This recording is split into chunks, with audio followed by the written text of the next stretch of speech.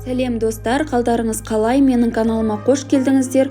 Бүгін жасалуы оңай, түскі және кешкі асқа жасауға болатын өте дәмді бризоль тағамының рецептісімен бөлісетін боламын.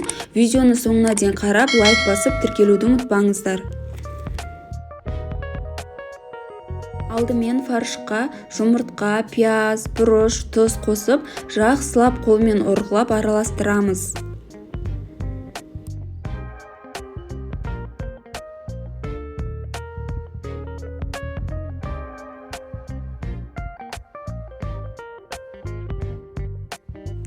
Жақсылап араластырып алғаннан кейін бірдей домалақ бөліктерге бөлеміз. Менде 8 штук шықты. Осы 8 штук фаршқа 8 жұмыртқа қолданатын боламыз. Яғни бізде 8 бризоль шығады.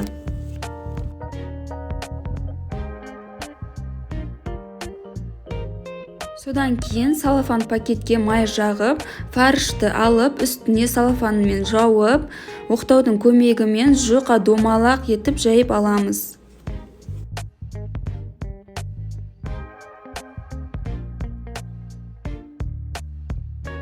Жайып дайындап алғаннан кейін бір жұмыртқаға бір ас қасық сүт қосып араластырып, қызып тұрған сковородкаға кішкене май жағып, алдымен жұмыртқамызды құйып, видеодағыдай домалақ етіп аламыз. Сосын жайып қойған фаршты алып, жұмыртқаның үстіне саламыз. Солайынан екі жағын қуырып аламыз. Жұмыртқа тез қызаратындықтан күйіп кетпеуін қадағалаймыз.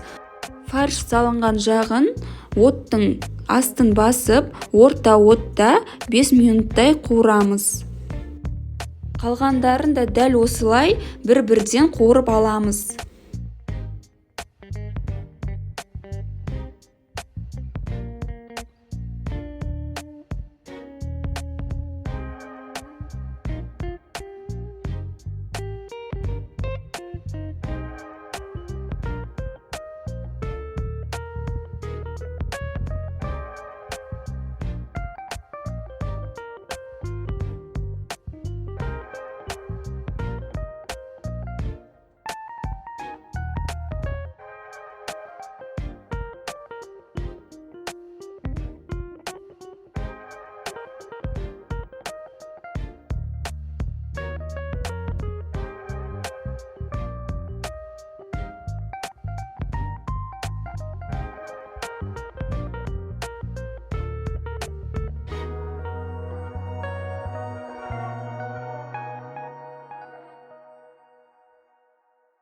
Бәрін осылайша қуырып алғаннан кейін арасына жаққанға соус дайындайтын боламыз.